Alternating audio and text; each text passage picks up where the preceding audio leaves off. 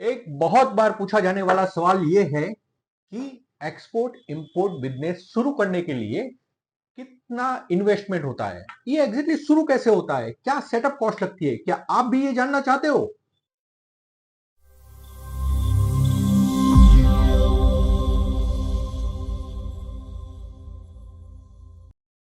Hello and welcome friends, मैं प्रशांत ठाकर आप सभी का मेरी चैनल पे स्वागत करता हूं, जिसमें हम अलग अलग रिसर्च की नोट्स इंटरनेशनल ट्रेड के बारे में शेयर करते हैं ये चैनल के माध्यम से।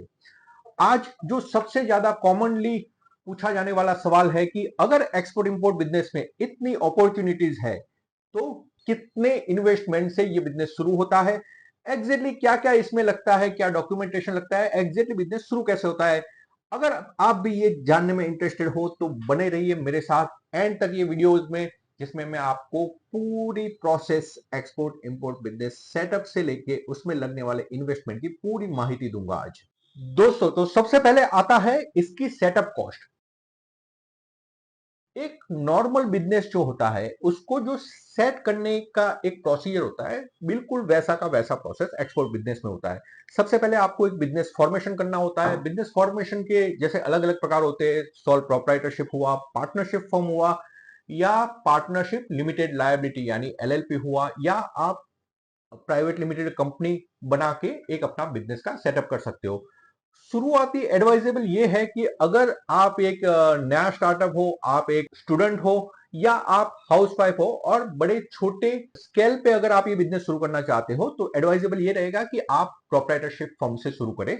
अब ये नॉर्मल साइज जो बिजनेस सेटअप का जो कॉस्ट लगता है, इसमें आप कोई भी एक चार्टर्ड अकाउंटेंट की हेल्प ले सकते हो। और ये बिजनेस सेटअप में क्या लगता है, जैसे आपको एक सबसे पहले अपने बिजनेस का नाम रख के उसके बाद उसका एक पान कार्ड लेना होता है। पान कार्ड के बाद आता है जीएसटी नंबर, जो आप एक चार्टर्ड अकाउंट के जरिए अप्लाई कर सकते हो और जीएसटी नंबर ले सकते हो।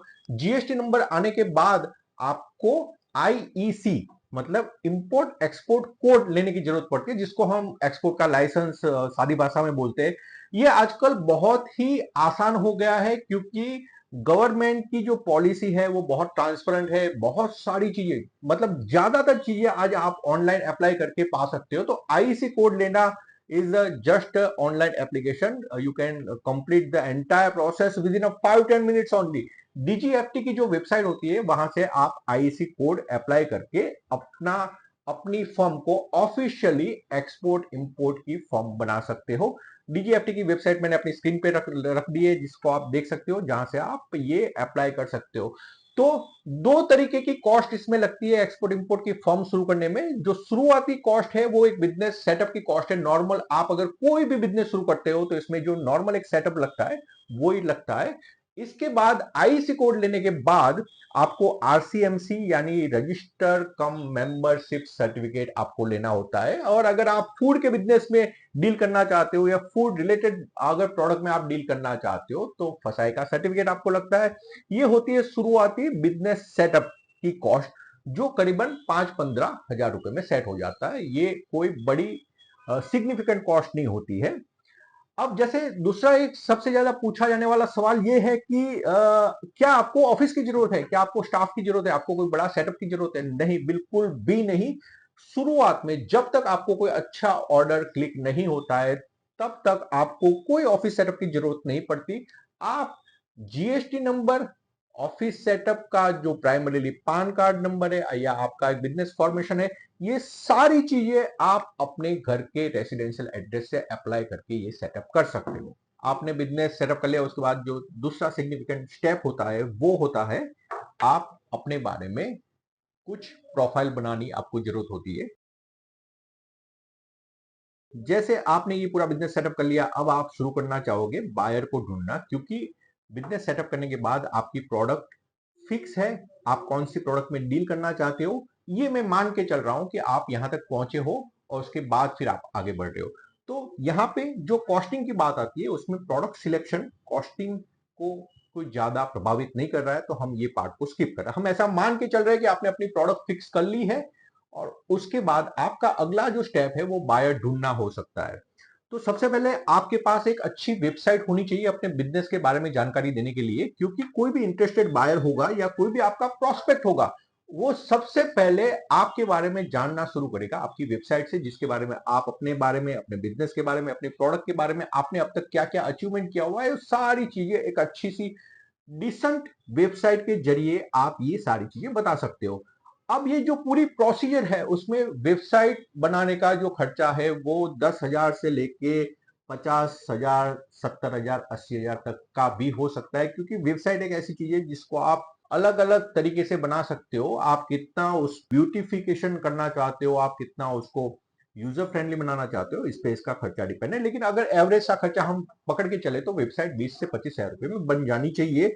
ये आपके बारे में बायर को बताएगी। उसके बाद जब आप बायर को ढूंढना शुरू करते हो तो आपको अलग अलग वेबसाइट जो है, जैसे इंडिया मार्ट है, ट्रेड इंडिया है, अलीबाबा है, यहाँ पे आपको रजिस्ट्रेशन करवाना चाहिए, ताकि आप पहला कदम रखे बायर को ढूंढने की तरफ। तो ये रजिस्ट्रेशन 25,000 से लेके 1.5 लाख रुपए तक के होते हैं। शुरू में आप नॉर्मल बेसिक सा रजिस्ट्रेशन लेके अपनी ये सफर शुरू कर सकते हो। तो यहां पे आपने अपना बिजनेस सेटअप कर लिया, अपने बारे में जानकारी देने वाली एक वेबसाइट बना ली, और उसके बाद आपने अपनी प्रोडक्ट और कंपनी को रजिस्टर किया है ऐसी जगह पे जहां पे बायर और सेलर ऑनलाइन मिलते हैं और कोशिश करते हैं कि उसमें से उनको क्या डील मिल सकती है। तो दूसरा सिग्निफिकेंट स्टेप जो होता है वो, जैसे मैंने बताया, 25,000 रुपए करीबन आप वेबसाइट के पकड़ के चलिए, और 20-25,000 रुपए आप रजिस्ट्रेशन कर करवाने को लेके चल सकते हैं। या फिर आप बायर का डेटा भी एम्बेसी से ला सकते हो, या मार्केट में भी आपको ऑनलाइन बायर, आपकी जो प्रोडक्ट है उसके बायर के डेटा मिलता है, तो इसके भी तकरीबन 20-25,000 रुपए की कॉस्ट शुरू में लेके आपको चलना पड़ सकता है। तीसरा स्टेप वो होता है जब आप बायर से कोई ऑर्डर कंफर्म करते हो। सबसे ज्यादा पैसों की जरूरत या इन्वेस्टमेंट की जरूरत ये तीसरे चरण में पड़ती है। इसमें जब आप एक ऑर्डर ले आते हो इंटरनेशनल बायर से, या तो आप एक मर्चेंट एक्सपोर्टर हो सकते हो जो ट्रेडिंग में डील करते हैं, या आप खुद मैन्युफैक्चरर हो सकते हो, या आप नॉर्मल स्टार्टअप हो सकते हो। ये सारी जगह पे डिपेंड करता है कि आप अपना पहला इन्वेस्टमेंट, सबसे सिग्निफिकेंट वाला इन्वेस्टमेंट यहां पे करते हो। अब ये कितना बड़ा इन्वेस्टमेंट है, ये 50,000 रुपए है, 5 लाख रुपए है, या 50 लाख रुपए है, इसमें यह तय करने के लिए दो तीन चीजें समझना जरूरी है। जैसे कि आप कोई प्रोडक्ट में डील कर रहे हो और आपने बड़ा वॉल्यूम, जैसे जो हनी है या पीनट्स है, ऐसी चीजों में हम लोग एक्सपोर्ट की डील करते हैं, तो ऐसे कंटेनर को जनरली एक फुल कंटेनर 8 लाख से 15 लाख तक के बीच में वेरी करता है। अगर आप कोई और प्रोडक्ट में डील कर रहे हो, अगर आप फुल कंटेनर में नहीं डील कर रहे हो, लेकिन आप छोटे से एक वॉल्यूम में डील कर रहे हो जो कि फुल कंटेनर नहीं है, तो ये आपका जो इन्वेस्टमेंट है वो 5-50,000 से लेके 15 लाख तक का बन सकता है।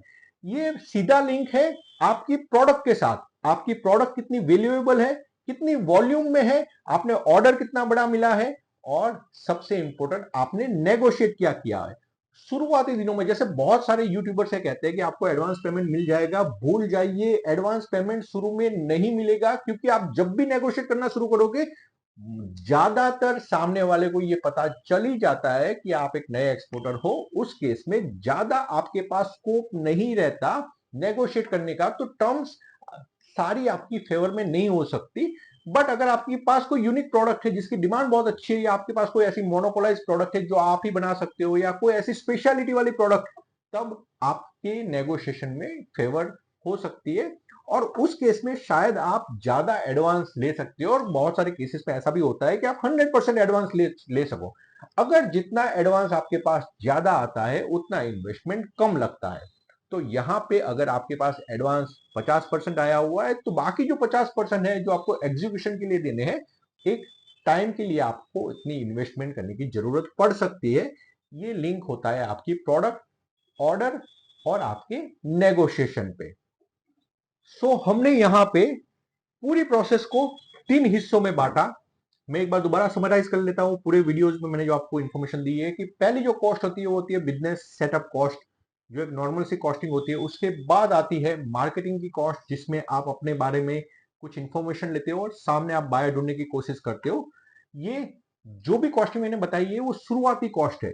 ये जरूरी नहीं कि इतनी ही कॉस्टिंग में सब कुछ निपट जाएगा, लेकिन एक शुरुआती स्टार्टअप के लिए इतनी कॉस्ट काफी होती है। कंजर्वेटिवली हम ये समझ सकते हैं। और तीसरी जो कॉस्ट होती है, जो सबसे ज्यादा सिग्निफिकेंट कॉस्ट होती है, और वो होती है प्रोडक्ट, आपको जो ऑर्डर मिलता है उसकी एग्जीक्यूशन की कॉस्ट। एग्जीक्यूशन की कॉस्ट में आपको ट्रेडिंग के लिए वैल्यू लगानी पड़ती है, आपके पैसे वहां पे ब्लॉक होते हैं, उसके बाद logistic, execution, freight forwarding agent, आपका कस्टम हाउस एजेंट, ये सारी चीजों की कॉस्ट उसमें इन्वॉल्व होती है तब तक जब तक आपको फाइनली आपके पैसे एलसी या एडवांस के जरिए बाकी की जो सेकंड पेमेंट है वो पूरी नहीं होती है।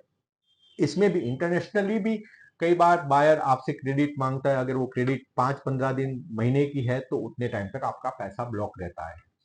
तो ये एक मोटा मोटी हमने एक इसका कॉस्ट कैलकुलेशन किया हुआ है, लेकिन इसमें बहुत सारे बारीक पहलू है जो आपको एज ए एंटरप्रेन्योर समझने चाहिए। जब आप एक नया बिजनेस सेटअप कर रहे हो एक्सपोर्ट में, तब ये सारी चीजों को आपको समझना चाहिए। आज का हमारा वीडियो है कि एक्सपोर्ट बिजनेस कैसे शुरू करें, उसमें क्या कॉस्टिंग लगती है, इसके अलावा और ऐसे बहुत सारे पहलू हैं जो आपको समझने चाहिए। और ये सारी जानकारी आपको डिटेल में हमारी ये सारी वेब सीरीज में, ये जो वीडियो की सीरीज है उसमें आपको मिलती रहेगी।